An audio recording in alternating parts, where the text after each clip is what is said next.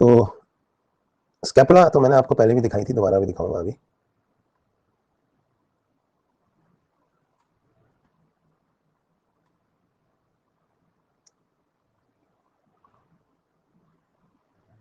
ये देखो, ये स्कैपुला और क्लेविकल, ये जो दो बोन्स है ना, ये पेक्टोरल गर्डल या शोल्डर गर्डल को बनाती हैं।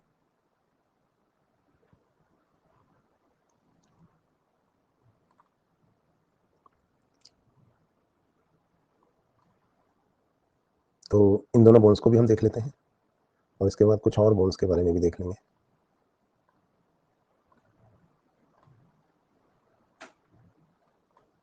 तो देखो, जो पेक्टोरल गर्डल है इसमें दो बोन्स हैं, क्लेविकल और स्कैपुला। कैसे हैं हम यहाँ पे देखते हैं।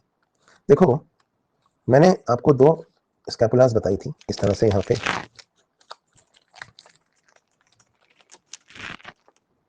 इनमें आपने क्या देखा था कि एक स्कैपुला इस तरह की होती है, देखो। चलिए ध्यान दें, पढ़ाई पे ध्यान देते हैं।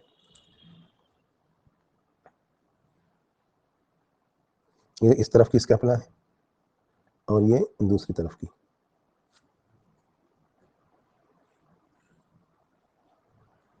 तो ये जो स्कैपुला है, ये दो स्कैपुलास हो गई, और ये पीछे ना वर्टिबल कॉलम के लेवल पे होती है। इस लेवल पे यहाँ पीछे वर्टिबल कॉलम है और आगे यहाँ पे स्टर्नम होता है। स्टर्नम जो हमारी रिब केज है, इसका आगे वाली बोन, ये देखो आप, ये रही।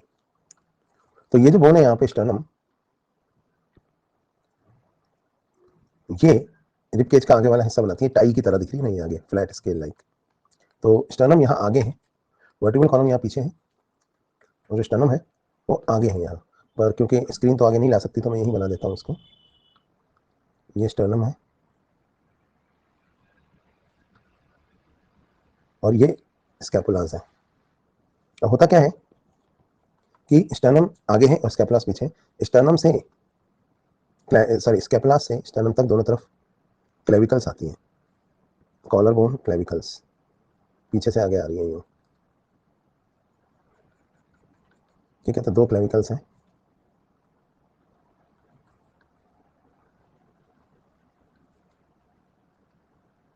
और ये स्कैपुलास के लेटरल साइड में जो ग्लिनोइड कैविटी है, मैंने आपको बताया था कि इसमें इस तरह से ह्यूमरस का हेड जो है वो घुसा हुआ रहता है। तो ये तो है ह्यूमरस। अब मैंने आपको ये भी बताया था कि गर्डल वो सेट ऑफ बोन्स होती हैं जो एपेंडिकुलर स्केलेटन को एक्सियल स्केलेटन से जोड़ती हैं। तो ह्यूमरस जो है ये एपेंडिकुलर स्केलेटन की बोन है, और स्टर्नम जो है वो एक्सियल स्केलेटन की बोन है। तो एपेंडिकुलर स्केलेटन की बोन को एक्सियल स्केलेटन की बोन से कौन सी दो बोन्स जोड़ रही हैं? क्लेविकल और स्कैपुला। इधर भी देखिए, क्लेविकल और स्कैपुला। तो ये एक्सियल स्केलेटन है, ये एपेंडिकुलर स्केलेटन है। तो ये दो बोन्स जो हैं इन्हें गर्डल, पेक्टोरल गर्डल बोन्स कहते हैं, क्योंकि ये एपेंडिकुलर स्केलेटन को एक्सियल स्केलेटन से जुड़ रही है। तो हर एक पेक्टोरल गर्डल में दो बोन्स होती हैं। कौन कौन सी दो बोन्स होती हैं? क्लेविकल प्लस स्कैपुला, लेफ्ट में भी और राइट में भी। तो यही चीज़ आपको यहाँ और डायग्राम्स में भी मैं दिखा देता हूँ। ये देखिए, इस डायग्राम में भी आपको दिख रही है स्टर्नम, इसमें थोड़ी अधूरी सी बनी है। ये स्टर्नम है जैसे यहाँ पे। तो आप देख सकते हैं कि क्लेविकल और स्कैपुला, ये स्कैपुला है और ये क्लेविकल है। इनको हम गर्डल बोन्स कहते हैं। इसको तो आप पहचानते हैं, ये ह्यूमरस जो इधर है और ये यहाँ पे स्टर्नम। तो ये एक पेक्टोरल गर्डल हो गया हमारा, ये दूसरा पेक्टोरल गर्डल हो गया। तो ये दो पेक्टोरल गर्डल समझ में आया आपको? ये एपेंडिकुलर स्केलेटन की बोन को एक्सियल स्केलेटन के साथ जोड़ते हैं। बस इतना ही याद रखना है इसमें। तो ये तो होगी। बाकी स्कैपुला में ये एक्रोमियन प्रोसेस होता है, पीछे स्पाइन निकला होता है, ऊपर ये कोरेकॉइड प्रोसेस होता है। ये प्रोसेसेस किस लिए होते हैं? To provide attachment to the muscles and bones, muscles and ligaments. तो इस तरह से होता है। तो ये देखो, एक्रोमियन प्रोसेस से स्टार्ट होकर इस तरह से क्लेविकल आगे स्टेनम से आके जुड़ रही है यहाँ। तो ऐसे ही धनुष जैसी होती है, मतलब एस शेप होती है क्लेविकल, आगे भी निकली और पीछे भी निकली। पीछे ये लेटर वाला पोर्शन पीछे है, मीडियल वाला आगे है, पीछे से आगे आ रही है, जैसा कि आप इस डायग्राम में भी देख सकते हैं। ठीक है, तो ये हो गई यहाँ पे पेक्टोरल गर्डल के बारे में बात। अब बात करते हैं स्टर्नम की। ये जो बोन है यहाँ स्टर्नम, इसके बारे में बात करते हैं। ये एक एक्सियल स्केलेटन की बोन है, फ्लैट स्केल जैसी फ्लैट बोन है ये। इसके तीन हिस्से होते हैं। ऊपर वाला हिस्सा इसका मैनुब्रियम कहलाता है या प्रोस्टर्नम, बीच वाला मेसोस्टर्नम या बॉडी और नीचे वाला मेटास्टर्नम या ज़िफॉइड प्रोसेस। तो इसके 3 पार्ट हैं, प्रोस्टर्नम यानी मेनिब्रियम, मेसोस्टर्नम यानी बॉडी और मेटास्टर्नम यानी कि ज़िफॉइड प्रोसेस। मेनिब्रियम, बॉडी और ज़िफॉइड प्रोसेस, 3 हिस्से हैं इसके। ठीक है, तो स्टर्नम से ना यहाँ पे क्लेविकल्स तो आके अटैच होती हैं। स्टर्नम हमारी रिब केज का आगे वाला हिस्सा भी बनाता है। ये देखिए जैसे हमारी रिब केज है तो इसका ये आगे वाला जो बाउंड्री है ये स्टर्नम बना रही है। पीछे वाली बाउंड्री कौन बनाता है रिब केज की? हमारा वर्टिब्रल कॉलम। ये मैं आपको एक और फोटोग्राफ में यहाँ पर दिखाता हूँ। तो पीछे वाली बाउंड्री जो है वो वर्टिब्रल कॉलम बना रहा है, ये देखिए। तो वर्टिब्रल कॉलम से स्टर्नम तक क्या चलती हैं? रिब्स। ये देखो, ये पीछे ये वर्टिब्रल कॉलम है और ये आगे स्टर्नम है। और वर्टिब्रल कॉलम से स्टर्नम तक क्या आ रही है? दोनों तरफ ऐसे रिब्स। ठीक है, जैसे मेरी बॉडी अगर वर्टिब्रल कॉलम है और ये आगे ये अगर स्टर्नम है तो ये मेरी आर्म्स जो है ये रिब्स है। ठीक है, और ये थोरेसिक केज है जिसमें लंग्स वगैरह सब रखे हुए हैं अंदर, हार्ट लंग्स। तो रिब्स पीछे वर्टिब्रल कॉलम से अटैच होती हैं और आगे अटैच होती हैं स्टर्नम से। तो 12 पेयर ऑफ रिब्स होती हैं और वो किस तरह से अटैच होती हैं ये मैं आपको बताता हूँ। ये देखिए, ये कुछ और डायग्राम्स हैं जो आपको चीज़ें ज़्यादा क्लियरली समझाएंगे। तो पीछे वर्टिब्रल कॉलम से और आगे स्टर्नम से रिब्स जुड़ी हुई होती हैं। रिब्स ऐसे ना पीछे से आगे आ रही है, पीछे वर्टिब्रल कॉलम से जो आगे आ रही है, देखो ये इधर भी ये। तो किस तरह से एक रिब होती है? तो पहले दोस्तों हम लोग ना एक रिब का स्ट्रक्चर देखते हैं कैसा होता है। लेबलिंग आपको आनी चाहिए, लेबलिंग एग्जाम में आ सकती है। ये क्लेविकल है, ये स्कैपुला है, ये ह्यूमरस है, ये स्टर्नम है। ठीक है, ये वर्टिब्रल कॉलम है। ठीक है, तो अब यहाँ पे एक रिब का स्ट्रक्चर हम समझते हैं ताकि हमको ये समझ में आए कि रिब्स कैसी होती हैं। बाद में देखेंगे रिब्स कैसे जुड़ती हैं।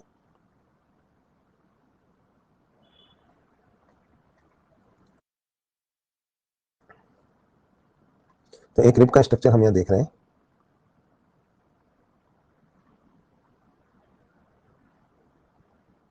एक रिब ना फ्लैट बोन होती है, फ्लैट सी शेप, और होती तो कार्टिलेजिनस बोन है लेकिन फ्लैट या सी शेप बोन होती है। और अगर हम देखें कि एक रिब किस तरह से होती है तो इसका स्ट्रक्चर एक रिब का कुछ इस तरीके का है। देखिए सी शेप, मैं यहाँ बना के दिखाता हूँ आपको। पीछे से आगे आ रही है जैसे ये घूम के। ये पीछे वाला हिस्सा जो होता है रिब का, ये इसका हेड कहलाता है ना। और ये कौन सा एंड है? ये पीछे वर्टिब्रल कॉलम से जुड़ा होता है, तो इसको हम कहते हैं वर्टिब्रल एंड। जबकि ऐसे घूम के आगे आ रही है तो जो आगे वाला हिस्सा है इसे हम एक्सटर्नल एंड कहते हैं, क्योंकि ये आगे आकर किससे जुड़ रहा है? स्टर्नम से। ठीक है, तो रिब ऐसे घूम के जा रही है पीछे से यूं आगे। ठीक है, अब रिब के लिए जो वर्ड यूज होता है वो है कोस्टो, COSTO। कोस्टो मतलब रिब्स। तो रिब के लिए जो वर्ड यूज होता है वो है कोस्टो। अब जो रिब होती है ये इसमें एक टर्म यहाँ पे मैं और समझाऊंगा आपको, कोस्टल कार्टिलेज। ये क्या होता है?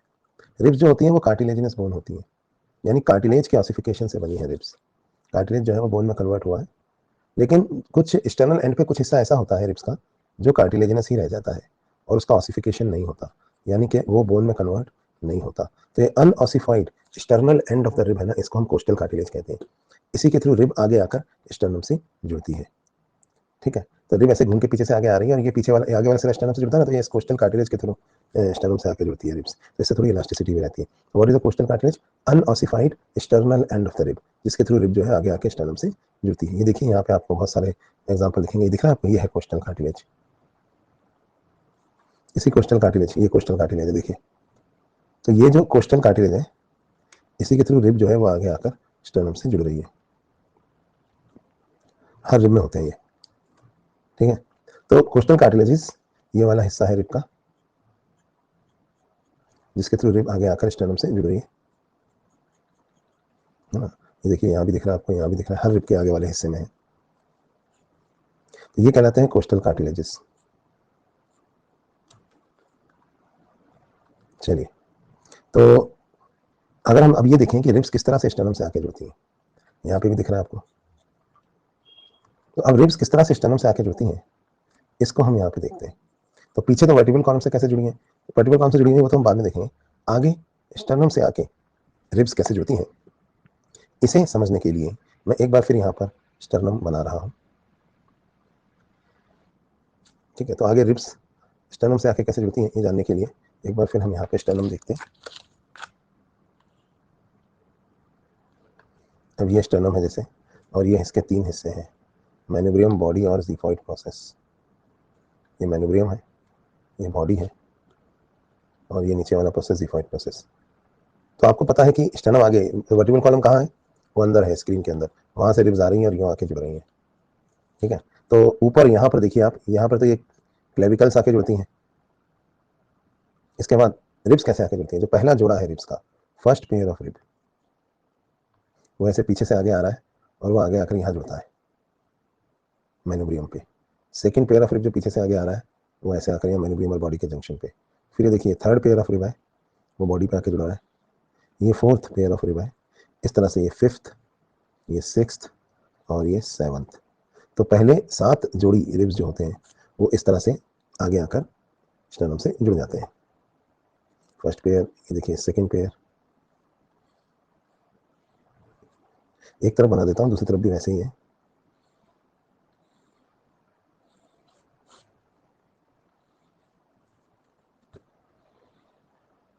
तो पहले जो 7 पेयर ऑफ रिब्स हैं वो पीछे वर्टिब्रल कॉलम से जुड़े हैं, और आगे आपको देखिए आगे आकर ये स्टर्नम से जुड़ रहे हैं, ठीक है। और ये इनके कोस्टल कार्टिलेजेस हैं, जिनके थ्रू ये रिब्स आके स्टर्नम से जुड़ रही हैं। तो जो पहले 7 पेयर ऑफ रिब्स हैं वो तो डायरेक्टली स्टर्नम से जुड़ी हुई हैं, लेकिन जो 8th 9th और 10th पेयर ऑफ रिब होती हैं इनके कोस्टल कार्टिलेजेस छोटे हैं। तो 8th 9th और 10th पेयर ऑफ रिब जो है इनके कोस्टल कार्टिलेजेस छोटे हैं, तो वो खुद डायरेक्टली स्टर्नम से आकर नहीं जुड़ती हैं, वो आपस में फ्यूज होकर 7th रिब के कोस्टल कार्टिलेज के थ्रू आकर स्टर्नम से जुड़ती हैं। जबकि 11th और 12th रिब में तो कोस्टल कार्टिलेज ना के बराबर है, तो वो तो स्टर्नम से ना तो डायरेक्टली जुड़ी होती हैं और ना ही इनडायरेक्टली।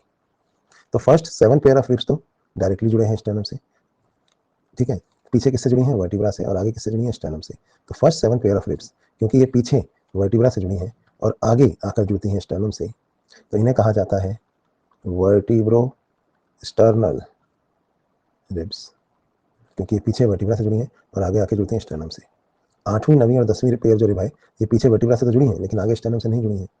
आगे किससे जुड़ी हैं, 7वें रिब के कोस्टल कार्टिलेज से। तो इन्हें वर्टिब्रो स्टर्नल तो नहीं कह सकते। कार्टिलेज के लिए जो वर्ड यूज होता है वो है कॉन्ड्रो, तो इन्हें कहा जाता है वर्टिब्रो कॉन्ड्रल रिब्स, क्योंकि ये पीछे तो वर्टिब्रल कॉलम से जुड़ी हैं लेकिन आगे स्टर्नम से नहीं जुड़ी हैं, आगे ये 7वें रिब के कोस्टल कार्टिलेज से फ्यूज होकर इनडायरेक्टली स्टर्नम से जुड़ी हैं। जबकि 11th और 12th पेयर ऑफ रिब को अगर आप देखेंगे तो ये स्टर्नम से ना तो डायरेक्टली जुड़ी हैं और ना ही इनडायरेक्टली, ये कैसे भी स्टर्नम से नहीं जुड़ी हैं, इसलिए इन्हें कहा जाता है फ्लोटिंग रिब्स।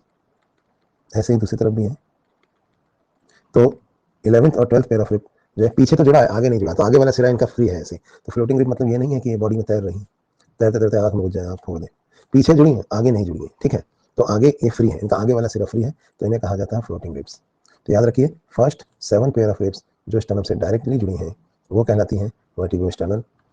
8th 9th और 10th पेयर ऑफ रिब्स जो स्टर्नम से इनडायरेक्टली जुड़ी है वो कहलाती है वर्टिब्रो कॉन्ड्रल, और 11th और 12th जो स्टर्नम से कैसे भी नहीं जुड़ी है वो कहलाती है फ्लोटिंग रिब्स। अच्छा, अभी क्या होता है, फर्स्ट 7 पेयर ऑफ रिब्स जो है वो स्टर्नम से डायरेक्टली जुड़ी हैं और ब्रीदिंग के समय वो स्टर्नम को आगे पुश करती हैं, तो इन्हें कहा जाता है ट्रू रिब्स, क्योंकि स्टर्नम से डायरेक्टली जुड़ी हैं। जबकि 8th 9th 10th 11th और 12th ये रिब्स स्टर्नम से डायरेक्टली नहीं जुड़ी हैं, फिर चाहे ये इनडायरेक्टली जुड़ी हो या जुड़ी ही ना हो, इन्हें कहा जाएगा फॉल्स रिब्स। तो फर्स्ट 7 पेयर ऑफ रिब्स जो स्टर्नम से डायरेक्टली जुड़ी हैं वो कहलाती है ट्रू रिब्स, और जो स्टर्नम से डायरेक्टली नहीं जुड़ी हैं, फिर चाहे वो इनडायरेक्टली जुड़ी हो या जुड़ी ही ना हो, उन्हें कहा जाता है फॉल्स रिब्स। तो 5 पेयर ऑफ फॉल्स रिब्स होती हैं, जिनमें से 8th 9th और 10th पेयर होता है वर्टिब्रो कॉन्ड्रल, और 11th और 12th पेयर होता है फ्लोटिंग। ये बात समझ में आई आपको? कई बेवकूफ़ गलत सलत पढ़ा देते हैं कि है ना, फर्स्ट 7 पेयर ऑफ रिब्स होती हैं ट्रू रिब्स होती हैं, 8th 9th 10th pair false होती हैं, और 11th 12th फ्लोटिंग होती हैं। ये गलत है। जब आप एमबीबीएस में जाएंगे तो आप पढ़ेंगे कि first 7 pair of ribs true होती हैं और लास्ट 5 पेयर ऑफ फॉल्स होती हैं। अब जो लास्ट 5 पेयर फॉल्स हैं उसके अंदर 8th 9th 10th जो है वो वर्टिब्रो कॉन्ड्रल है और 11th और 12th फ्लोटिंग है, ठीक है। तो अगर क्वेश्चन आ जाए 8th 9th 10th क्या है, तो ये भी तो फॉल्स है ना, तो इसलिए ये कंफ्यूजन आ गया। तो 8th 9th 10th 11th 12th false ribs हैं, जिसमें से 8th 9th 10th vertebro chondral और 11th और 12th फ्लोटिंग है।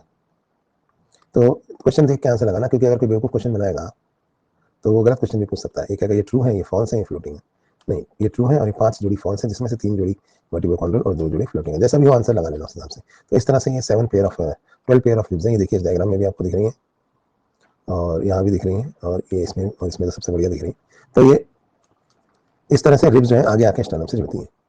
अब रिब्स आगे स्टर्नम से कैसे जुड़ रही हैं वो तो हमने देख लिया,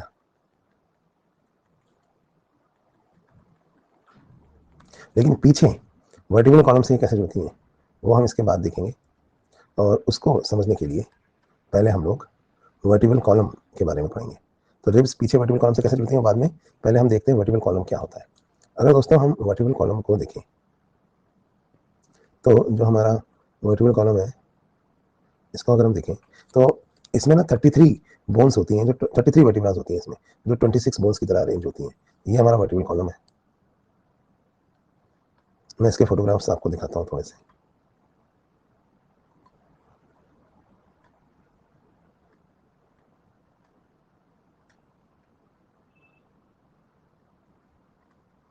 ये देखो, ये तो हमारा वर्टिकल कॉलम हो गया। अब इसके और भी कुछ फोटोग्राफ्स हैं मेरे पास, वो भी दिखा देता हूँ।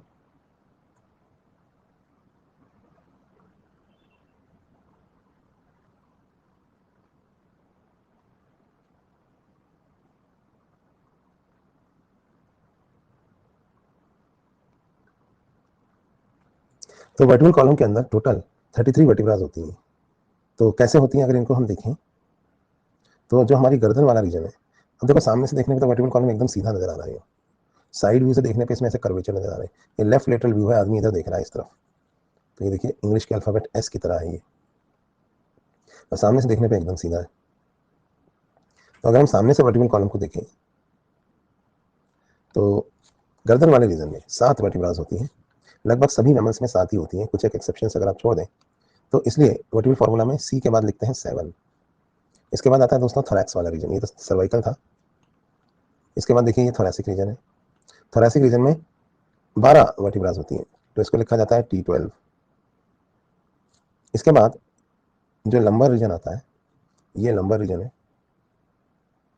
लंबर रीजन में 5 वर्टिब्रा होती हैं, तो इसलिए इसको लिखा जाता है L5। इसके बाद दोस्तों जो सैक्रम है उसमें 5 वर्टिब्रास होती हैं, 1 2 3 4 5, लेकिन पांचों वर्टिब्रास आपस में फ्यूज हो जाती हैं और फ्यूज होकर एक सिंगल बोन बना लेती हैं। तो क्वेश्चन आए सैक्रम में वर्टिब्रा कितनी है, तो आंसर है 5, तो हम लिखेंगे S5। लेकिन पांचों वर्टिब्रा आपस में फ्यूज होकर एक सिंगल बोन बना लेती है, इसलिए 5 के आगे हम ब्रैकेट लगा देंगे। सैक्रम में वर्टिब्रा कितनी है, तो आंसर है 5। सैक्रम बोन कितनी है, तो आंसर है 1। इसके बाद दोस्तों कॉक्सिक्स है। कॉक्सिक्स में 4 छोटी छोटी वर्टिब्रास होती हैं यहाँ पर, ये चारों वर्टिब्रास आपस में फ्यूज हो गई होती है और फ्यूज होकर एक सिंगल बोन बना लेती है। तो कॉक्सिक्स में वर्टिब्रा कितनी है, तो आंसर है 4, लेकिन 4 के आगे ब्रैकेट लगा दिया क्योंकि कॉक्सिक्स बोन कितनी है, तो आंसर है 1। कई लोग इसको 1 और इसको 1 भी लिख देते हैं। तो ये हमारा वर्टिकल फार्मूला हो गया यहाँ पे, C7 T12 L5 S5 और कॉक्सिक्स 4। ठीक है। अब ये वर्टिकल कॉलम जो आपको यहाँ दिख रहा है, देखिए आप, सर्वाइकल, थोरैसिक, लंबर, सैक्रल और कॉक्सिजियल। जब हम ऐसे मुड़ते हैं टेढ़े मेढ़े होते हैं तो इन वर्टिब्रास में थोड़ा थोड़ा मूवमेंट होता है। ठीक है। तो इन वर्टिब्रास में हल्का हल्का मूवमेंट होता है, लेकिन कौन सी वर्टिब्रा मूव कर सकती है, जो फ्री है वही तो मूव कर सकती है। तो ये वाली जो वर्टिब्रा है, सर्वाइकल, थोरैसिक और लंबर, ये फ्री वर्टिब्रास है या मूवेबल वर्टिब्रास है। जबकि सैक्रल और कॉक्सिजियल जो है ये फ्यूज्ड वर्टिब्रास है या इमूवेबल वर्टिब्रास है। अच्छा, क्वेश्चन अगर आ जाए how many vertebras are present in human vertical column, तो आंसर है 12 और 7 19 5 20, कितनी होगी, 24 29 33, तो आंसर है 33। लेकिन वर्टिकल कॉलम में टोटल बोन्स कितनी है, तो एक वर्टिब्रा बराबर एक बोन होती है वैसे तो, लेकिन यहाँ पे 5 वर्टिब्रा बराबर एक बोन है और यहाँ पे 4 वर्टिब्रा मिलकर एक बोन बना रही है। तो 12 और 7 19 और 5 24 और एक 25 और एक 26, तो 33 vertebras are arranged in 26 bones. Bones तो 26 ही है ना, वर्टिब्रा कितनी है 33, सॉरी हाँ, 33 vertebras are arranged as 26 bones. ठीक है। तो 33 वर्टिब्रास आर अरेंज्ड एट, अरे भावनाओं को समझो यार, तो 33 vertebras are arranged as 26 bones. तो इस तरह से अरेंज है। अब जो फ्री या मूवेबल वर्टिब्रा होती है ना, इनको हम ट्रू वर्टिब्रा भी कह देते हैं, जबकि जो फ्यूज्ड या इनमूवेबल वर्टिब्रास है इनको हम फॉल्स वर्टिब्रा भी कह देते हैं। तो ये हो गया हमारा वर्टिब्रल फॉर्मूला। अच्छा, सामने से देखने पर तो वर्टिब्रल कॉलम एकदम सीधा नजर आता है, ऐसा सामने देखेंगे तो एकदम सीधा दिख रहा है, लेकिन जब साइड व्यू से देखते हैं तो हमें इसमें कर्वेचर नजर आते हैं। देखो सामने से एकदम सीधा है, अब साइड व्यू से देखते हैं तो कर्वेचर कैसे नजर आते हैं, ये समझने के लिए हम ना लेटरल व्यू से देखते हैं वर्टिकल कॉलम को। लेफ्ट लेटरल व्यू, यानी आदमी जो है वो इधर देख रहा है, ये साइड वेंट्रल है और ये साइड डॉर्सल है। तो वर्टिकल कॉलम को अगर हम देखें सामने से तो सर्वाइकल रीजन में तो ये आगे की तरफ उभरा हुआ है, थोरैसिक में ये पीछे उभरा हुआ है, लंबर में ये फिर आगे उभरा हुआ है और सैक्रल कॉक्सिजल में फिर पीछे उभरा हुआ है। इस तरह का है वर्टिकल कॉलम। देखिए सर्वाइकल रीजन में आगे की तरफ कॉन्वेक्स है, थोरैसिक रीजन में पीछे की तरफ, लंबार में फिर आगे की तरफ और सैक्रम और कॉक्सिक्स में फिर पीछे की तरफ। तो इंग्लिश के अल्फाबेट एस की तरह लग रहा है, ठीक है। तो ये कर्वेचर्स होते हैं इसमें, और इन्हीं कर्वेचर्स के वजह से इसको हम इस तरह का बोल रहे हैं शेप। अब मैं यहाँ पे 3 डिफेक्ट्स बताने वाला हूँ, तीनों ही पूछे जा सकते हैं नीट में। आपके एनसीईआरटी में तो नहीं दिए हैं, पर एनसीईआरटी की फिजिकल एजुकेशन की बुक में दिए। 3 डिफेक्ट्स देखिए। अगर ये जो थोरैसिक वर्टिकल कॉलम है जो पीछे की तरफ कॉन्वेक्स है, अगर ये कुछ ज़्यादा ही कॉन्वेक्स हो जाए पीछे, ऐसे हैचबैक या कुबड़ निकल जाए, तो इस बीमारी को कहते हैं काइफोसिस। इसी तरह से लंबर वर्टिकल कॉलम जो आगे की तरफ कॉन्वेक्स है, अगर ज़्यादा ही कॉन्वेक्स हो जाए आगे ऐसे, तो इसे कहा जाता है लॉर्डोसिस। तो 2 बीमारियां तो ये आप याद रखेंगे, abnormal and excessive dorsal convexity of thoracic vertical column क्या कहलाती है, kyphosis. Abnormal and excessive ventral convexity of lumbar vertical column क्या कहलाती है, लॉर्डोसिस। तो abnormal and excessive dorsal convexity of thoracic vertical column, ये तो काइफोसिस है। और abnormal and excessive ventral convexity of lumbar vertical column lordosis है, ठीक है। ऐसे टोन बाहर निकली हुई है, तो मतलब वर्टिकल कॉलम पूरा आगे आ गया ब्रिटिश लॉर्ड्स की तरह। और अगर सामने से देखने पे तो वर्टिकल कॉलम एकदम सीधा है, लेकिन अगर सामने से ही टेढ़ापन आ रहा है, मतलब ऐसा होता है वर्टिकल कॉलम किसी में ऐसा आई हो या किसी में इधर झुका हुआ है, तो दाईं या बाईं तरफ अगर झुकाव है, ऐसे है या ऐसे है, तो इन्हें कहा जाता है स्कॉलियोसिस। तो what is scoliosis? Abnormal lateral tilt in the vertical column is called as scoliosis.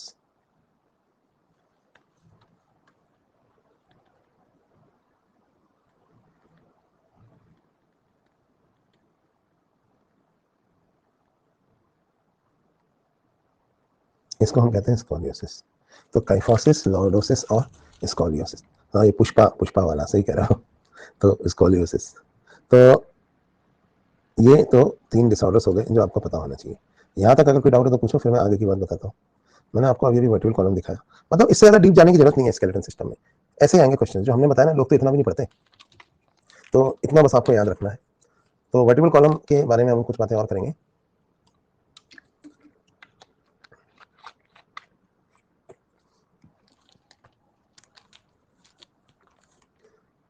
और ये बातें पढ़ने से पहले हम ये देखते हैं कि जो हमारी रिब्स हैं ये वर्टिकल कॉलम से कैसे जुड़ती हैं।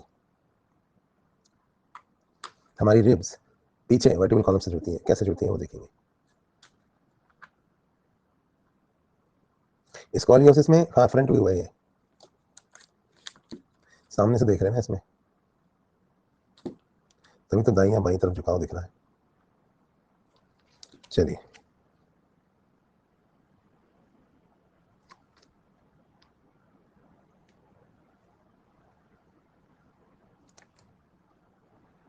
तो हमने काइफोसिस और स्कॉलियोसिस के बारे में पढ़ लिया है,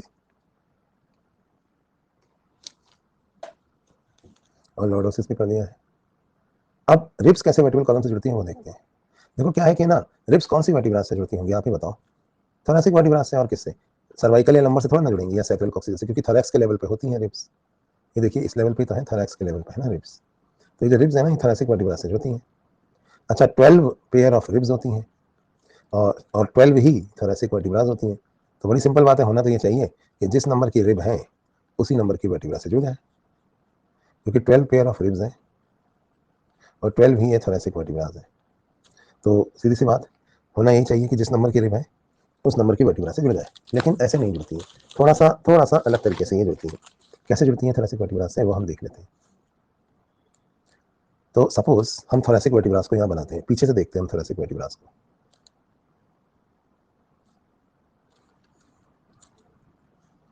सपोज ये थोरेसिक वर्टिब्रास है, इनको हम पीछे से देख रहे हैं।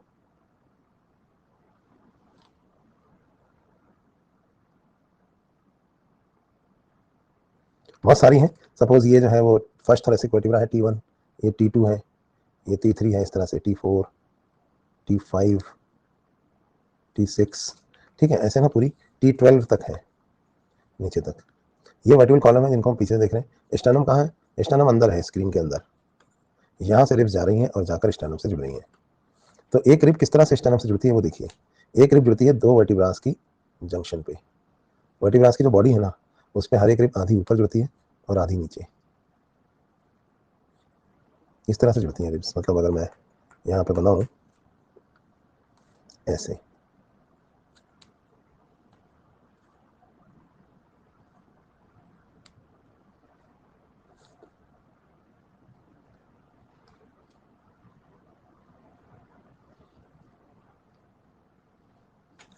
मतलब ये रिब का हेड है, इसके थ्रू यहाँ पे जुड़ी है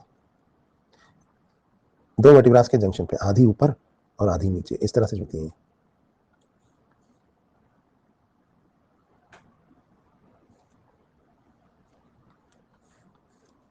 मतलब जैसे ना, और यहाँ पे लिगामेंट्स होते हैं जो इनको इस तरह से जोड़ते हैं। लिगामेंट्स की मदद से इस तरह से ये जुड़ी हुई होती है।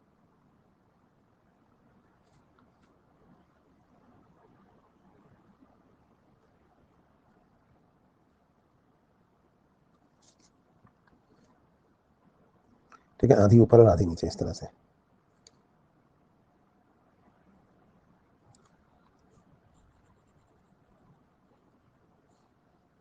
चलिए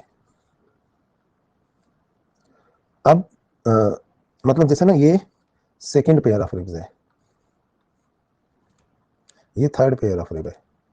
मतलब जिस नंबर की रिब होती है, आधी तो उसी नंबर की वर्टिब्रा से जुड़ती है और आधी जुड़ती है एक वर्टिब्रा ऊपर। मतलब जिस नंबर की रिब है, आधी तो उसी वर्टिब्रा से जुड़ती है और आधी जुड़ती है एक वर्टिब्रा ऊपर। यानी सेकंड पेयर ऑफ रिब किससे जुड़ेगा? T1 और T2 से। Third pair of rib T2 और T3 से। सिक्स पेयर ऑफ रिब जैसे T5 और T6 से। 10th pair of rib T9 और T10 से। 12th पेयर ऑफ रिब किससे जुड़ेगा? अरे पीछे तो जुड़ेगा ना, आगे नहीं जुड़ेगा। T11 और T12 से। जो 12th पेयर ऑफ रिब है वो जुड़ेगा T11 और T12 से। तो फिर फर्स्ट पेयर ऑफ रिब कहाँ जुड़ेगा? जो रिब होती है आधी तो उसी नंबर की वर्टिब्रा से जुड़ती है और आधी जुड़ती है एक वर्टिब्रा ऊपर। तो इसका मतलब जो फर्स्ट पेयर ऑफ रिब है उसको अगर हम देखें तो वो कहाँ जुड़ेगा? वो जुड़ेगा आधा C7 पे और आधा T1 पे। तो फर्स्ट पेयर ऑफ रिब तो ऐसे जुड़ेगा ना फिर, इसका मतलब तो फर्स्ट पेयर ऑफ रिब यहाँ जुड़ता है, देखिए ऊपर। यानी सर्वाइकल वर्टिब्रास के साथ साथ, थोरेसिक वर्टिब्रास के साथ साथ सातवीं सर्वाइकल वर्टिब्रा जो होती है वो भी पार्शियली एसोसिएटेड होती है रिब्स के साथ। वो भी पार्शियली एसोसिएटेड होती है रिब्स के साथ। ठीक है, तो सर्वाइकल वर्टिब्रास के साथ साथ जो मतलब थोरेसिक वर्टिब्रा के साथ सातवीं सर्वाइकल वर्टिब्रा भी पार्शियली एसोसिएटेड है। तो आप समझ में आई, जिस नंबर की रिब होगी आधी तो उसी नंबर की वर्टिब्रा से जुड़ेगी। जैसे second pair of rib T2 और T1 से ना, आधी जुड़ेगी एक वर्टिब्रा ऊपर। तो 12th पेयर ऑफ रिब किससे जुड़ेगी? T11 और T12 से। तो मतलब एक रिब कितनी वर्टिब्रा से जुड़ती है? Each rib joins with how many vertebrae? Each rib joins with how many vertebrae? How many thoracic vertebrae? Option है 1 2 3 4। चलो बताओ, एक रिब कितनी वर्टिब्रा से जुड़ती है? तो एक रिब जो है वो दो वर्टिब्रा से जुड़ती है, बिल्कुल सही बात। तो एक रिब अगर दो वर्टिब्रा से जुड़ती है तो एक वर्टिब्रा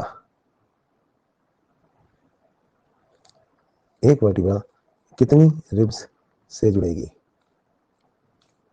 तो एक रिब अगर दो वर्टिब्रा से जुड़ती है तो एक थोरेसिक वर्टिब्रा कितनी रिब्स से जुड़ेगी? इस बार आंसर बदल गया, इस बार आंसर हो गया 4। नहीं दिख रहा? एक थोरेसिक वर्टिब्रा 4 रिब्स से जुड़ रही है। रिब्स तो पेयर में है ना, ये देखो ऐसे एक थोरेसिक वर्टिब्रा है, 1 2 3 और 4। इस बार आंसर चेंज हो गया। तो हर एक थोरेसिक वर्टिब्रा से 4 रिब्स जुड़ी हुई होती हैं, ठीक है, except which thoracic vertebra, each thoracic vertebra joins with 4 ribs except which thoracic vertebra. तो आंसर आएगा T12, क्योंकि T12 से सिर्फ 2 ही जुड़ी होंगी। फिर एक और सवाल, क्या कोई ऐसी भी वर्टिब्रा है जो थोरेसिक नहीं है लेकिन उससे भी रिब्स जुड़ी हुई है? C7 है ना, C7 से भी 2 रिब्स तो जुड़ी हुई है ही ना, तो C7 जो है उससे भी 2 रिब्स जुड़ी हुई है।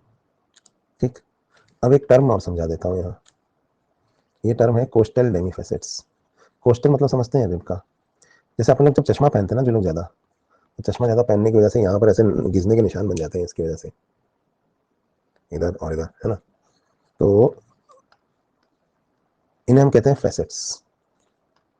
इसी तरह से रिब का जो हेड है वो वर्टिब्रा की बॉडी पे जहाँ जाके जुड़ता है, रिब का हेड जहाँ वर्टिब्रा की बॉडी पे जाके जुड़ता है, तो रिब के हेड का ना वर्टिब्रा की बॉडी पे जुड़ने का निशान पड़ जाता है, तो इन्हें कहा जाता है कोस्टल फेसेट्स। कोस्टल मतलब रिब के, लेकिन ये निशान ना आधा ऊपर पड़ता है और आधा नीचे, क्योंकि ऐसा पड़ेगा ना रिब के हेड का निशान, तो हेड तो आधा ऊपर जुड़ रहा है रिब का और आधा नीचे जुड़ रहा है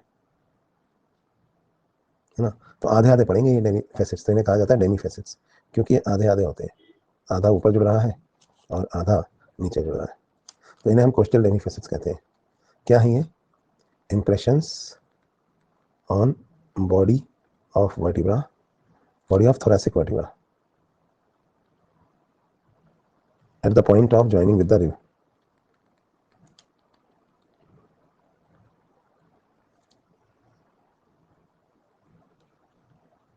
At the point of joining of head of the rib. ठीक है, चलो भाई, तो इन्हें कहते हैं कोस्टल डेमीफेसेट्स।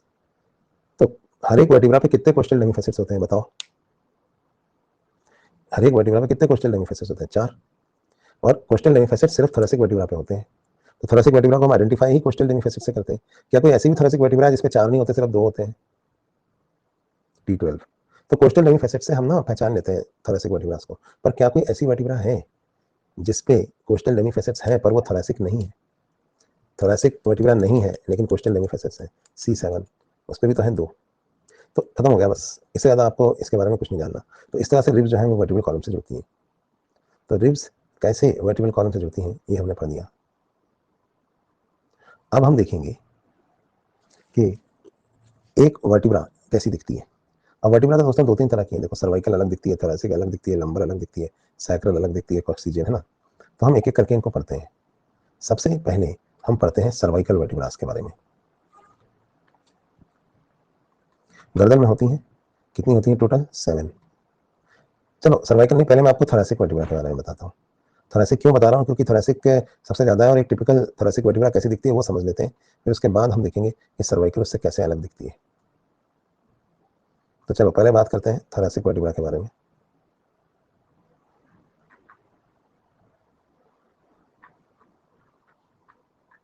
चलिए,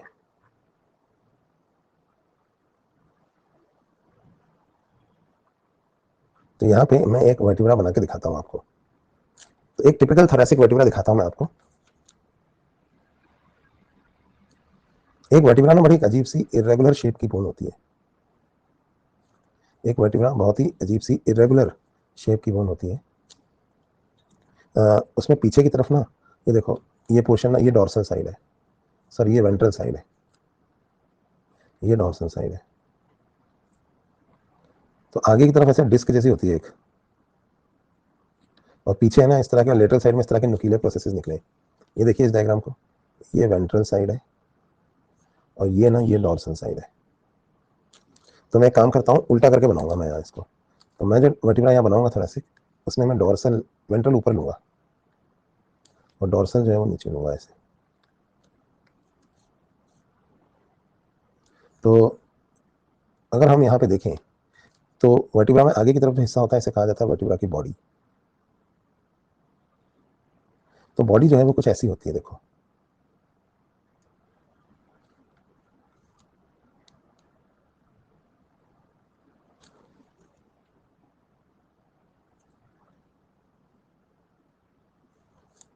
तो वर्टिब्रा की जो बॉडी है वो इस तरह की होती है। आगे की तरफ वाला हिस्सा इसका जो हिस्सा है वो एक डिस्क की तरह होता है।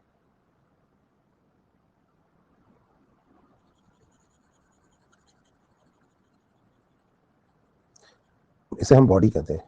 डिस्क यानी शॉर्ट सिलेंडर, तो ये एक शॉर्ट सिलेंडर की तरह होता है, ये कहलाता है बॉडी।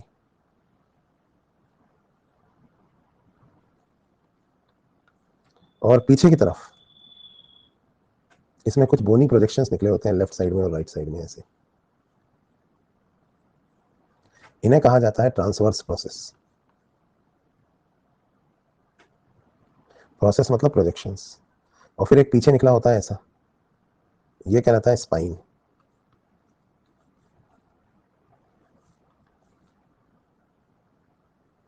तो ये पीछे निकला हुआ होता है स्पाइन यूं, पर ये हमको पीछे हाथ रखने पे ऐसे चुभता क्यों नहीं है? क्योंकि इसका जो एंगल है ना वो ऐसे नीचे गिरा हुआ होता है यूं, इसलिए हमको चुभता नहीं है। तो ये पीछे निकला हुआ है स्पाइन। और ये यहाँ पे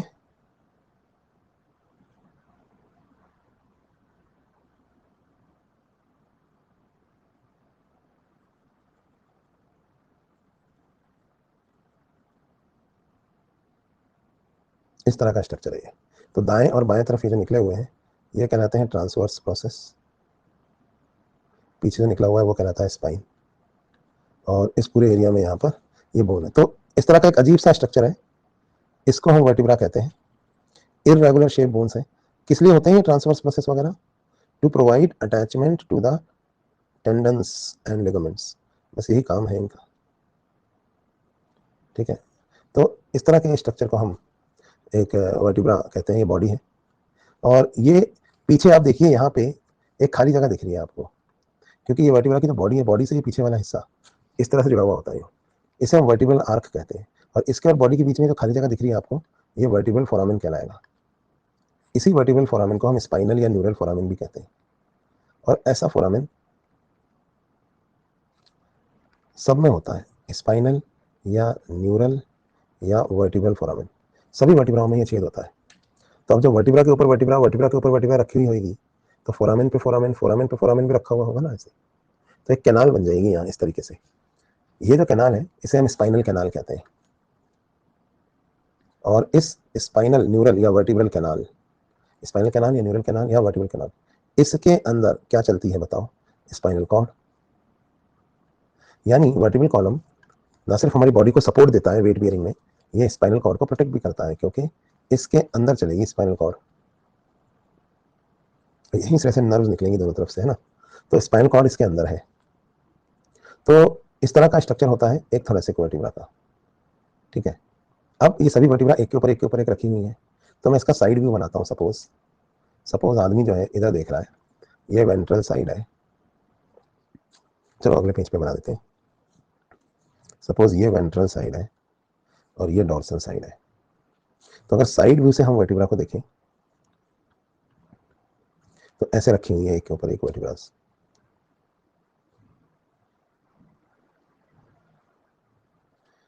ये हिस्सा तो वर्टिब्रास की बॉडी है जो एक के ऊपर एक रखी हुई है।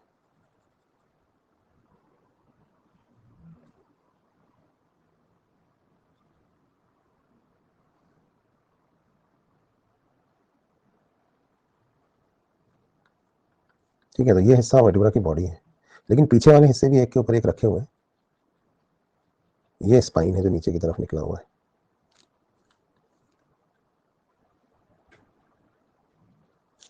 और ये तो दाएं बाएं निकले हुए हैं ट्रांसवर्स प्रोसेस, एक लेफ्ट में और एक राइट में। मैं उनको यहाँ नहीं दिखा सकता क्योंकि एक स्क्रीन से बाहर निकला हुआ और एक स्क्रीन के अंदर जा रहा है। लेटरल व्यू है ना ये। तो ये यहाँ पे देखो, ये ट्रांसवर्स प्रोसेस है। ठीक है, ये रखे हुए हैं इस तरह से। अब ये सभी वर्टिब्रास एक के ऊपर एक रखी हैं, तो ये जुड़ी हुई कैसे आपस में? वर्टिब्रल कॉलम गिर क्यों नहीं जाता? तो लिगामेंट्स की मदद से जुड़ी हुई है। ये देखिए यहाँ पे लिगामेंट्स हैं जो इन वर्टिब्रल कॉलम की वर्टिब्रास को आपस में जोड़ते हैं। लेकिन जब ऊपर से नीचे वेट ट्रांसफर होता है दोस्तों यहाँ, तो हम ऐसे मुड़ते हैं ऐसे मुड़ते हैं, तो थोड़ा बहुत मूवमेंट भी तो होगा ना, तो फ्रिक्शन होएगा। फ्रिक्शन होएगा तो कुछ वेट बियरिंग के लिए भी चाहिए यहाँ। तो दो वर्टिब्रास की बॉडी के बीच में यहाँ और शॉक ऑब्जर्वर के लिए कुछ चाहिए, तो है ना, जैसे इंटरवर्टिब्रल डिस्क पाई जाती है जो एक शॉक ऑब्जर्वर की तरह भी एक्ट करती है और बॉडी से बॉडी के बीच में फ्रिक्शन को भी रोकती है। तो दो वर्टिब्रास की बॉडी के बीच में इंटर वर्टिब्रल डिस्क पाई जाती है। रबर जैसा कह लो, पैड की तरह, रबर पैड की तरह, ये फाइब्रो कार्टिलेज की बनी होती है। तो इंटरवर्टिब्रल डिस्क की डिज़ाइन कैसी होती है? तो ऐसे ही जैसे वर्टिब्रास की डिज़ाइन है, जैसे वर्टिब्रा की बॉडी है ना, तो ऐसी शेप की होती है इंटरवर्टिब्रल डिस्क, ऐसी। इसी इंटरवर्टिब्रल डिस्क के सेंट्रल एरिया को हम न्यूक्लियस पल्पोसस कहते हैं, जो नोटोकॉर्ड के रिमेनेंट से बनता है। ये कोई नहीं पूछेगा, इसको भूल जाओ जो मैंने अभी बोला। तो ये इंटरवर्टिब्रल डिस्क, देखो एक वर्टिब्रा, फिर ये एक इंटरवर्टिब्रल डिस्क यहाँ रख दी, फिर दूसरी वर्टिब्रा, फिर एक और इंटरवर्टिब्रल डिस्क। तो दो वर्टिब्रास के बीच में यहाँ इंटरवर्टिब्रल डिस्क पाई जाती है।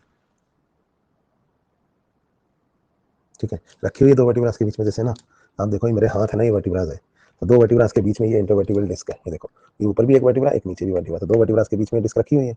अब ये डिस्क अपनी जगह पे कैसे रहती है? क्योंकि आप देखो, आगे भी लिगामेंट है और पीछे भी लिगामेंट है, तो ये डिस्क जो है वो अपनी जगह पर रहती है, आगे से भी क्लोज है और पीछे से भी, है ना। तो ये शॉक एब्जॉर्बर और फ्रिक्शन रिड्यूस करने का काम करती है। पर दोस्तों, जैसे ये तो इंटरवर्टिब्रल डिस्क है यहाँ पर, ये तो आप समझ गए। पर ये जो पीछे वाले हिस्से हैं, ये भी तो एक के ऊपर एक रखे हुए हैं, ये वाले, ये पीछे वाले हिस्से भी एक के ऊपर एक रखे हुए हैं। इतना डिस्टेंस थोड़ी है इनके बीच में, ये वाले हिस्से। तो जब हम ऐसे मुड़ेंगे या ऐसे मुड़ेंगे, तो इनके बीच में भी तो फ्रिक्शन होगा ना, यहाँ पीछे वाले हिस्से के बीच में।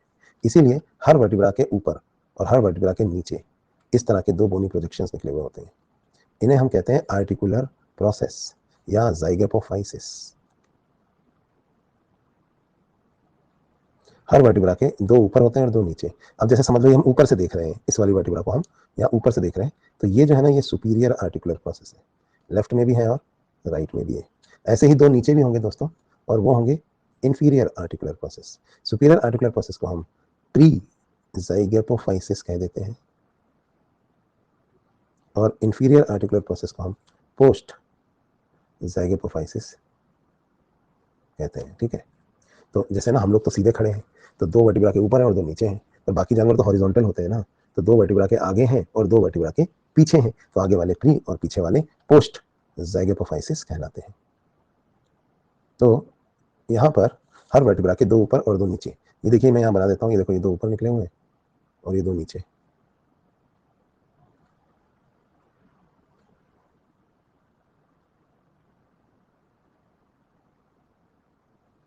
ठीक है, अब जैसे पता कैसे, जैसे ट्रेन होती है ना, ट्रेन, ट्रेन के डब्बे देखें, डब्बे से डब्बे की दीवार न टकराए, इसलिए हर डब्बे के दो आगे निकले और हर डब्बे के दो पीछे निकले।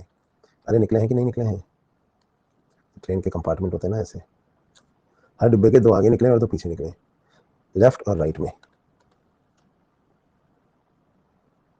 अब आगे वाले डब्बे के जो दो पीछे निकले हुए हैं, ये पीछे वाले डिब्बे के जो दो आगे निकले हुए हैं, इनके साथ जॉइंट बनाएंगे ना, तो यहाँ पे देखो आर्टिकुलर प्रोसेसेस निकले हुए हैं ये, तो ये यहाँ इनके लिगामेंट्स आपस में एक दूसरे से जुड़कर जॉइंट बनाते हैं। ये देखो, ये साइनोवियल जॉइंट्स हैं, ये लेफ्ट और राइट में, दो ऊपर और दो नीचे। जो ऊपर वाले हैं ना, इन्हें कहा जाता है सुपीरियर आर्टिकुलर प्रोसेस या प्री ज़ाइगोपोफाइसिस। ऐसे ही दो नीचे निकले हैं, इन्हें कहा जाता है इंफीरियर आर्टिकुलर प्रोसेस या पोस्ट ज़ाइगोपोफाइसिस। तो ऊपर वाली वर्टिब्रा के इंफीरियर आर्टिकुलर प्रोसेस नीचे वाली वर्टिब्रा के सुपीरियर आर्टिकुलर प्रोसेस के साथ लेफ्ट और राइट साइड में आर्टिकुलेट करते हैं। तो यानी कोई भी दो एडजेसेंट वर्टिब्रा तीन पॉइंट्स पे आर्टिकुलेट करके जॉइंट बनाती है। एक तो है यहाँ पर बॉडी से बॉडी, और एक है दायां और बायां आर्टिकुलर प्रोसेस। ठीक है, तो इस तरह से यहाँ पर ये जॉइंट्स बनते हैं। तो ये तो मैंने आपको बताया किस तरह से वर्टिब्रास की बॉडीज और पीछे जॉइंट्स आपस में जुड़ते हैं। यही फोटोग्राफ यहाँ भी दिख रहा है आपको, थोड़ा कम समझ में आएगा। देखो, ये जैसे दो इंफीरियर आर्टिकुलर प्रोसेस, ऐसे ही दो सुपीरियर होंगे। यहाँ देखो, ये superior articular process side view में एक ही दिख रहा है, ये देखो ये इंफीरियर आर्टिकुलर प्रोसेस, दो दो होते हैं लेफ्ट और राइट में, इसमें एक एक ही दिख रहा है, ये पीछे निकला हुआ स्पाइन है। तो ये हमने यहाँ पे देखा, यहाँ पे देखो ये इंटरवर्टिब्रल डिस्क है दो वर्टिब्रास के बीच में। तो हमने समझने के हिसाब से देखा कि किस तरह से, इतना काफ़ी, इससे ज़्यादा कुछ नहीं याद रखना है वर्टिब्रल कॉलम के बारे में। तो ये हमने देखा कि किस तरह से वर्टिब्रास होती हैं और किस तरह से बॉडी के ऊपर बॉडी रखी हुई है, शॉक ऑब्जर्वर की तरह भी काम करती है। ठीक है, अब एक और बात, अगर हम स्केलेटन का फोटो देखें, कंकाल को पूरा अगर हम देखें, तो देखो मैं यहाँ पर इसे आपको दिखाता हूँ, इस डायग्राम को देखिए, क्या हो गया महेश, स्पाइन में डॉट नहीं है, वो ट्रांसवर्स प्रोसेस है, एक लेफ्ट में और एक राइट में। तो यहाँ देखो, ये जो ऊपर का वर्टिकल कॉलम है पूरा, यहाँ देखिए, ये ऊपर का जो पूरा स्केलेटन है हमारी बॉडी का, ये देखिए ये स्केलेटन, ऊपर का पूरा स्केलेटन नीचे के स्केलेटन से सिर्फ और सिर्फ लंबार वर्टिब्रल कॉलम के दम पे जुड़ा हुआ है। ठीक है, ऊपर का पूरा स्केलेटन नीचे के पूरे स्केलेटन से लंबार वर्टिब्रल कॉलम के दम पे जुड़ा हुआ है। यानी अगर हम ऊपर का वेट नीचे ट्रांसफर, जब हम कूदते हैं या जो भी कुछ भी हम चलते फिरते हैं, तो ऊपर का पूरा स्केलेटन का जो वेट है, ये पूरा वेट नीचे ट्रांसमिट होता है थ्रू लंबर वर्टिब्रल कॉलम। ऊपर का पूरा जो ये वेट है, ये नीचे लंबर वर्टिब्रल कॉलम के थ्रू ट्रांसफर होता है ना। तो लंबर वर्टिब्रा सबसे ज्यादा वेट बियर करती है। जब हम ऐसे झुकते हैं और वापस ऐसे उठते हैं, तो ऊपर का पूरा वेट, और अगर हमने हाथ में भी कोई वेट पकड़ रखा है, यहाँ कोई बाल्टी, कोई वेट लिफ्टिंग चीज कुछ भी पकड़ रखी है, तो ये पूरा जो वेट है, ये जब हम सीधे होंगे मुड़ने के बाद, तो ये नीचे लंबर वर्टिब्रल कॉलम से तो ट्रांसफर होगा। ठीक है, तो लंबर वर्टिब्रा सबसे ज्यादा वेट बियरिंग वर्टिब्रा है, और लंबर वर्टिब्रा की वजह से हम सीधे खड़े हैं। क्यों? नहीं तो हम फोल्ड हो जाते हैं ऐसे। हम सीधे क्यों खड़े, इरेक्ट पोस्चर में क्यों खड़े हो पाते हैं? Due to the lumbar vertebral column. ये नहीं होता हम ऐसे मोबाइल की तरह फोल्ड हो जाए, फ्लैप वाला मोबाइल आता है ना, फोल्ड, गैलेक्सी फोल्ड। लेकिन हम सीधे क्यों खड़े हैं? क्योंकि लंबर वर्टिब्रल कॉलम, तो ऊपर का पूरा वेट भी नीचे लंबर वर्टिब्रल कॉलम से ट्रांसफर होता है ना। दूसरा क्या है कि सबसे ज्यादा इरेक्ट पोस्चर में भी हम इसी की वजह से खड़े हैं। तो lumbar vertebra are the most weight bearing vertebra. समझ में आई नहीं आई बात? तो लार्जेस्ट इन साइज कौन सी वर्टिब्रा होंगी? सबसे बड़ी वर्टिब्रा कौन सी होती है साइज में? लंबर। ठीक है, तो lumbar vertebras are the largest in size vertebras. ठीक है, अभी समझ में आया कि जब हम खड़े रहते हैं, मेहनत करते हैं ज्यादा कभी, तो कमर क्यों दुखती है सबसे ज्यादा? क्या आपको समझ में आया कमर सबसे ज्यादा क्यों दुखती है? क्योंकि सारे टाइम सबसे ज्यादा वेट ऊपर से नीचे सिर्फ लंबर वर्टिब्रा से ही तो ट्रांसफर हो रहा है। अब समझो ये ना, ये जो मैंने यहाँ पर वर्टिब्रा बनाई है, ये वाली, समझ लो ये लंबर वर्टिब्रास है, सपोज, है ना, सपोज ये लंबर वर्टिब्रास है। ये L1 है मान लो, ये L2 है, ये L3 है, ये L4 है। सपोज ये लंबर वर्टिब्रास है ना। तो जब आदमी ऐसे सीधा होता है, वजन उठाता है, नीचे झुक के वापस ऊपर उठता है, तो ये लंबर वर्टिब्रल कॉलम जो आपको यहाँ दिख रहा है, ये ऐसे मुड़ता है और मुड़कर फिर सीधा होता है ना। तो ये सबसे ज्यादा लोड पड़ता है लंबर वर्टिब्रा पे। अब कोई जोर से कूद गया या एक झटके से बहुत सारा वजन उठा लिया, तो बहुत लोड पड़ेगा ना वर्टिब्रास पे। तो हो सकता है कोई, जब ये मुड़ के सीधी होएंगे वर्टिब्रास, तो ज्यादा लोड पड़ने की वजह से कोई लिगामेंट टूट जाए यहाँ। और सपोज ये जोर का झटका लगने की वजह से लिगामेंट टूट गया। अभी लिगामेंट टूट जाएगा तो क्या होगा? इंटरवर्टिब्रल डिस्क खिसक जाएगी अपनी जगह से, इसे कहेंगे स्लिप डिस्क। अब जैसे ही खिसक गई डिस्क अपनी जगह से, तो बहुत प्रॉब्लम शुरू हो जाएगी। क्यों? क्योंकि अब तो हड्डी से हड्डी रगड़ खाएगी, तो बहुत दर्द होगा। जरा सा भी पीछे मूवमेंट करने में पीठ में बहुत भयंकर दर्द होगा, है ना। और यहाँ पे ये जो स्पाइनल कॉर्ड निकल रही है ना यहाँ से, ये इस पे भी प्रेशर पड़ने लगेगा। तो ये स्पाइनल कॉर्ड जो है, इस पे कंप्रेशन आ सकता है, मतलब इसकी वजह से पैर वैर सुन्न हो सकते हैं, क्योंकि जो सेंसरी नर्व जा रही है, मोटर नर्व जा रही आ रही है, सेंसरी मोटर नर्व, उन पे भी तो बुरा असर पड़ सकता है ना। तो मैं ये बताना चाहता हूँ कि slip disc mostly lumbar vertebral column में ही क्यों होता है? क्या आपके पास समझ में आई? Slip disc mostly lumbar vertebral column में क्यों होता है? क्योंकि लंबर वर्टिब्रा ही सबसे ज्यादा वेट बियरिंग वर्टिब्रास होती है, तो यहीं पे होने की चांस सबसे ज्यादा रहता है। तो ये लंबर वर्टिब्रल कॉलम के बारे में था। स्लिप डिस्क का क्या इलाज करोगे आप? अब कुछ नहीं, अब तो आर्थ्रोस्कोपिक सर्जरी से इलाज होगा, दवाई गोली से क्या होगा? सर्जरी करके नई डिस्क अंदर डाल के यहाँ पे सिलना पड़ेगा लिगामेंट,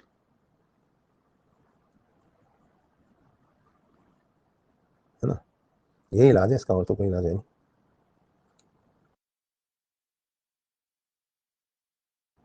तो ज्यादा जिम कर लिया ना, जोश जोश में ज्यादा वजन उठा लिया, जिम करेंगे, बॉडी बनाएंगे, जिंदगी भर के ऐसी की तैसी हो जाती है। जोर से वजन उठा लिया।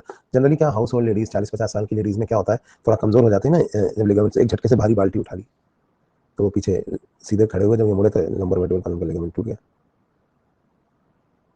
तो इसको हम स्लिप डिस्क बोलते हैं। समझ में आई बात? तो भाई ये था स्लिप डिस्क। तो हमने ना वर्टिब्रास के बारे में भी बात कर ली है।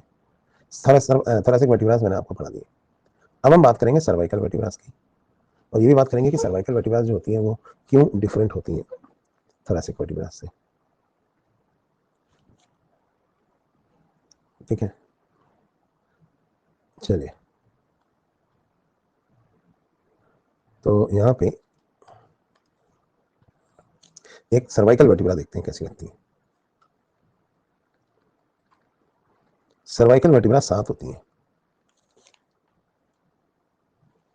इसमें से ना C1, C2 और C7 ये होती हैं एटिपिकल,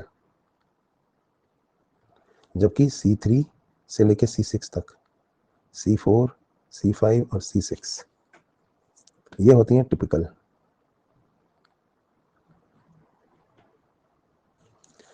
तो C1, C2, C7 जो है वो एटिपिकल है, जबकि C3 से लेके C6 तक जो है वो टिपिकल है। तो टिपिकल और एटिपिकल में क्या फर्क है?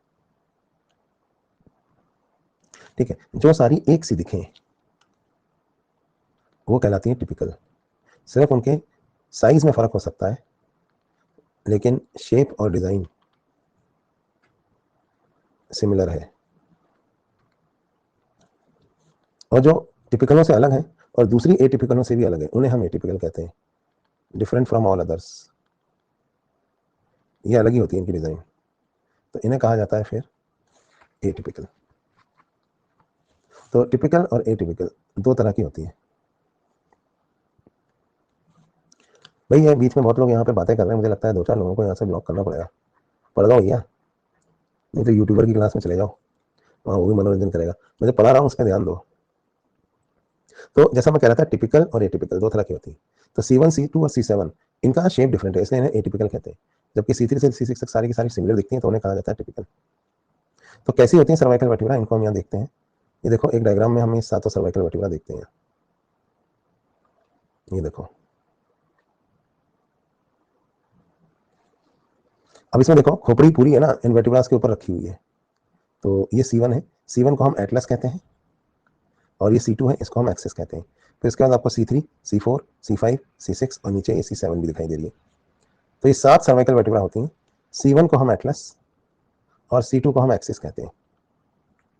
तो बताओ भाई, पहली सर्वाइकल वर्टिब्रा C1 को हम एटलस क्यों कहते हैं? सवाल समझ में आ रहा है? C1 को एटलस क्यों कहते हैं? एटलस साइकिल देखी है आपने? एटलस साइकिल, उसका लोगो देखा है? एक पहलवान ने पूरी पृथ्वी को अपने सिर पे उठा रखा है। ये ग्रीक गॉड है एटलस, जिनके ऊपर पृथ्वी का भार टिका हुआ है। टाइटन है एटलस, है ना? पूरी पृथ्वी का भार उठाते हैं। इसी तरह से पूरी खोपड़ी का भार कौन उठाता है बताओ? पूरी जो स्कल है उसका वेट उठाती है C1। इसलिए C1 को कहा जाता है एटलस। ठीक है, पूरी जो खोपड़ी है उसका वेट उठाती है C1, इसलिए C1 को कहा जाता है एटलस। ठीक है, अब C2 को एक्सिस क्यों कहा जाता है? क्योंकि C2 में एक धुरी निकली होती है, इस तरह की दिखाऊंगा मैं भी आपको, जिसके चारों तरफ C1 ऐसे घूम सकती है। तो C2 में एक एक्सिस निकली है जिसके चारों तरफ C1 घूम सकती है, तो इसलिए C2 का नाम होता है एक्सिस। ये हम जब भी पढ़ेंगे तो देखेंगे। खैर, C1, C2 और C7 इनको हमने एटिपिकल क्यों कहा बताओ? क्योंकि इनके शेप अलग अलग है। C3 से लेकर C6 तक सब टिपिकल है, क्योंकि एक जैसी लगती है। तो चलो फिर एक टिपिकल सर्वाइकल वर्टिब्रा देखते हैं कैसी होती है, बाद में फिर एटिपिकल देखेंगे। तो अगर एक टिपिकल सर्वाइकल वर्टिब्रा मैं यहाँ पे बनाऊँ कि वो कैसी दिखती है, तो यहाँ देखो,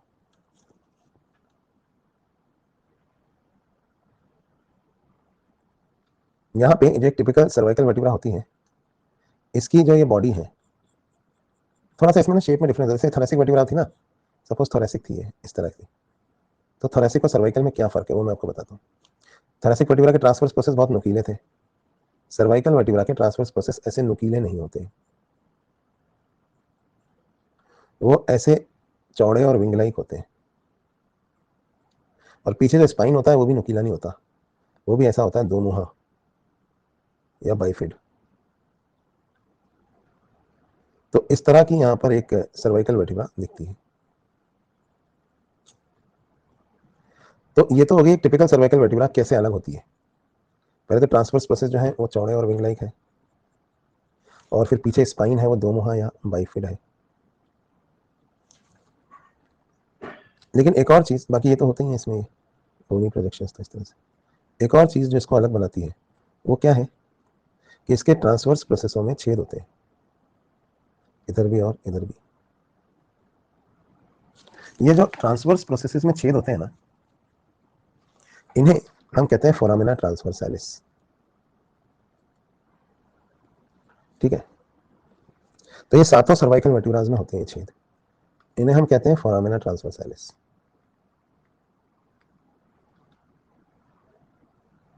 तो जब सातों सर्वाइकल वर्टिब्रा एक के ऊपर एक के ऊपर एक रखें, तो ये जो छेद हैं ये भी एक के ऊपर एक के ऊपर एक रखें। ठीक है, तो ये फोरामिना ट्रांसवर्सालिस नाम के जो छेद हैं ये भी एक के ऊपर एक रखे हुए हैं। तो इसकी वजह से यहाँ पे भी दो कैनाल बन जाएंगी, एक सेंट्रल कैनाल तो है ही सही। जस्ट सेकेंड,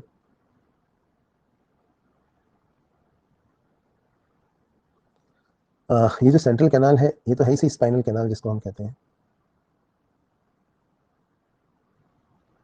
इसके अलावा दो और कैनाल बन गई, एक इधर और एक इधर, है ना। इन कैनाल्स को हम कहते हैं वर्टिब्राटीरियल कैनाल्स।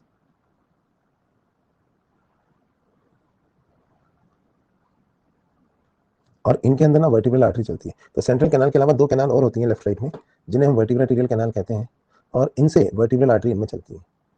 ठीक है, तो ये ना वर्टिब्रल आर्टरी को प्रोटेक्शन देती है, जो स्पाइनल कॉर्ड को और इस हिस्से को वर्टिब्रा के ब्लड सप्लाई करेंगी। तो इनको प्रोटेक्शन सर्वाइकल रीजन में ही चाहिए, वर्टिब्रल आर्टरीज को, क्योंकि सर्वाइकल रीजन तो पतला है ना, बाकी थोरेसिक लंबर रीजन में तो कैनाल की जरूरत ही नहीं है, बाहर ही होती है वर्टिब्रल आर्टरी, क्योंकि ये तो मोटा रीजन है। तो ट्रांसवर्स प्रोसेसों में जो छेद होते हैं फोरामिना ट्रांसवर्सालिस, ये सिर्फ सर्वाइकल वर्टिब्रास नहीं होते हैं। ठीक है, तो ऐसी दिखती हैं C3 से लेकर C6 तक की टिपिकल सर्वाइकल वर्टिब्रास। अब 2 मिनट का मैं ब्रेक ले रहा हूँ, फिर हम 15 मिनट और पढ़ेंगे। तो 2 मिनट में अभी हम वापस आते हैं, 1 मिनट में, सिर्फ 1 मिनट में, 2 मिनट में, 1 मिनट में। तो 1 मिनट में वापस स्टार्ट करते हैं, उसको यहीं से पढ़ते हैं। मैंने आपको टिपिकल सर्वाइकल वर्टिब्रा पढ़ा दी है, जो एटिपिकल वाली है यानी C1, C2 और C7, इनके बारे में हम पढ़ेंगे। ठीक है, तो 1 मिनट का ब्रेक है, फिर हम वापस आते हैं और इसको पढ़ते हैं।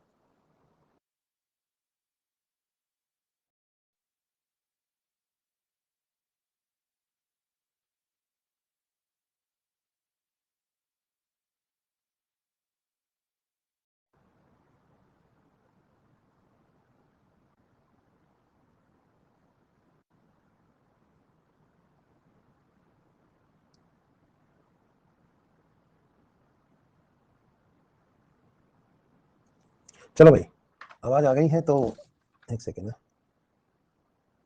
आवाज आ रही है तो थम्स अप कर दो एक बार। तो हमने यहां पर देखा, तो हमने यहाँ पे क्या देखा कि किस तरीके से ये वर्टिब्रा टीरियल कैनाल होती हैं और एक के ऊपर एक के ऊपर एक वर्टिब्रा रखी हुई होती है। ठीक है, आवाज आ रही है ना। चलो,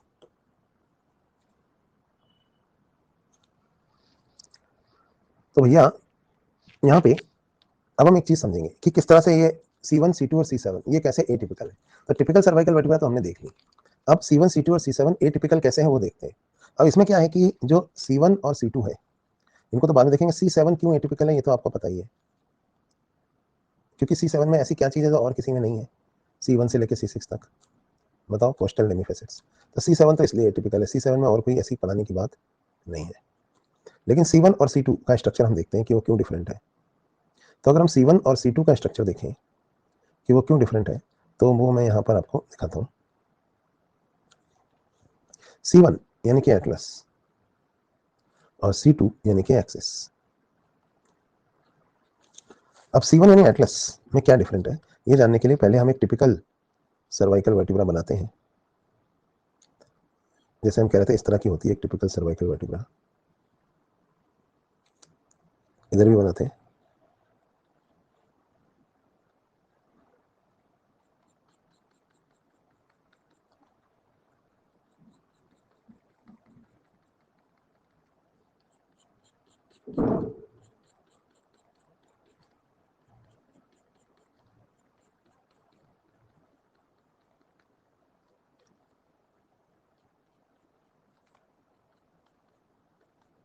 तो देखो पहले C1 यानी एटलस को देखते हैं। C1 यानी एटलस में क्या डिफरेंट है?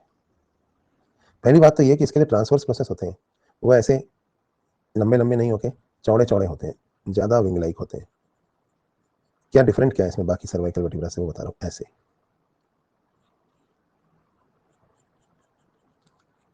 पीछे स्पाइन जो है वो भी छोटा सा होता है, दो मुहा नहीं होता, बस ऐसे छोटा सा होता है।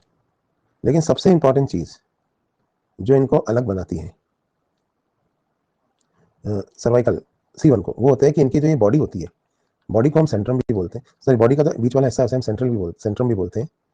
सर्वाइकल वर्टिब्रास में सेंट्रम एब्सेंट होता है। अब आप कहेंगे सेंट्रम मतलब सेंट्रल एरिया, तो ये जो सेंट्रल एरिया है ये एब्सेंट होता है बॉडी में। तो बॉडी जो है वो एन्युलर या रिंग लाइक होती है। कैसे? जैसे ये बॉडी है, body is like a short cylinder. Short cylinder मतलब कि डिस्क है ना, डिस्क मतलब जैसे कि पॉपिंस। अब पॉपिंस में से आप सेंट्रम निकाल दो तो पोलो बन जाएगी। समझ में आया नहीं आया? तो इसकी जो बॉडी होती है ना एटलस की, इसमें से ना इसमें सेंट्रम एब्सेंट होता है, यानी सेंट्रल एरिया एब्सेंट होता है। तो कैसी होती है बॉडी? ऐसी, ये देखिए एन्युलर या रिंग लाइक।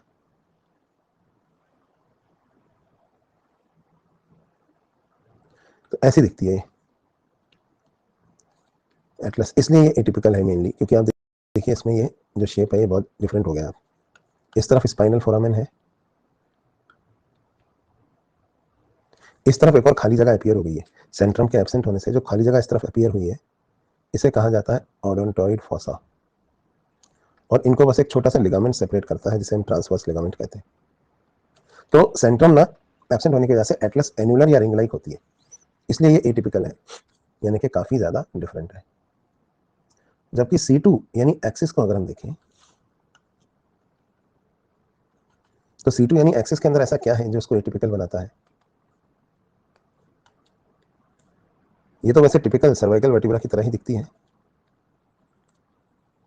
लेकिन इसकी जो ये बॉडी है ना, इसमें एक बोनी प्रोजेक्शन निकला होता है यहाँ ऊपर की तरफ, इसकी वजह से ये एटिपिकल है। ये जो बोनी प्रोजेक्शन ऊपर की तरफ निकला है इसे हम कहते हैं डेंस या ओडोंटॉइड प्रोसेस।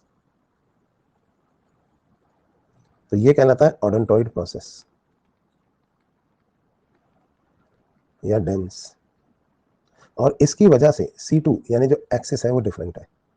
समझ में आई बात? इसकी वजह से ये डिफरेंट है। तो मैं आपको C1 यानी एटलस और C2 यानी एक्सिस, ये एक्सिस की तरह बिहेव करेगा ओडोंटॉइड प्रोसेस, इन दोनों की फोटो दिखाता हूँ एक्चुअल। अब आप समझ ही गया कि वो प्रोसेस घुस जाएगा उस फोसा में। तो ये देखिए ऊपर देखिए C1 यानी एटलस, ये इसका ओडोंटॉइड फोसा है,